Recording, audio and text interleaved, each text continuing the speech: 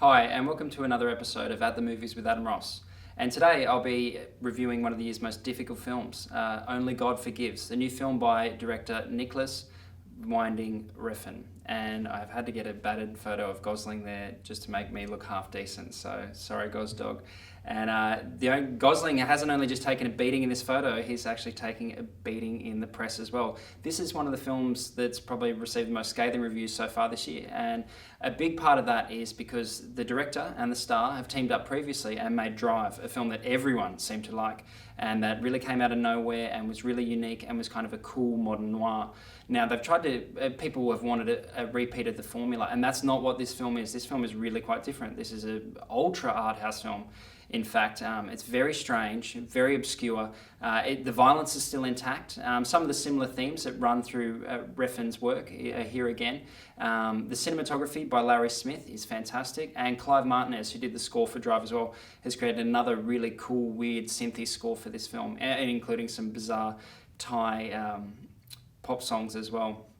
Now, this film follows Julian, a character played by Ryan Gosling, and when Julian's brother commits a heinous crime, it puts him on a collision course with this vengeful Thai cop, Lieutenant Chang, and the two kind of get into this dance of death, if you will.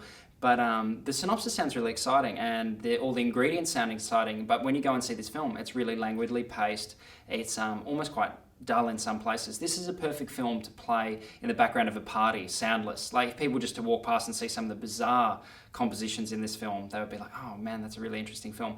But with the sound on, that's another matter. Gosling is understated to the point of catatonia in this film. He says maybe about 25 lines the whole film, and it's hard to grasp him as a character. He's a character that is having recurring castration fantasies of having his fists cut off, and also of not being able to perform sexually. He can't perform in a revenge capacity either. He's a really impotent protagonist, and it makes the film a bit anticlimactic and dramatically inert, because you really want to have some powerful drama in this, but it seems to just go onto some really bizarre tangents. And one of the problems with this film is Refn, the director, is some call him pretentious, but he talks a big game, and he really has been in the trades. He's been saying, I'm a pornographer, I'm a this or this, and then like saying that this film, people don't understand it. And look, I think that every film on its own needs to exist just in a single sitting. You don't need to have the notes of the director to understand the film. You don't need to see it through a certain prism, and you don't need to have a book to decode it. And this is a film that needs kind of some decoding. Like you need to go and source out interviews and read other things to really get a grasp on what he's trying to do here. And that's not normally the hallmark of a really great film. Normally you should be able to feel these things yourself. And so I think that despite the fact, look, the coolest thing about this film is everyone's talking about it, and I'm sure that makes Refn do a happy little dance, because as a provocateur, it makes you happy when people either love or hate your film.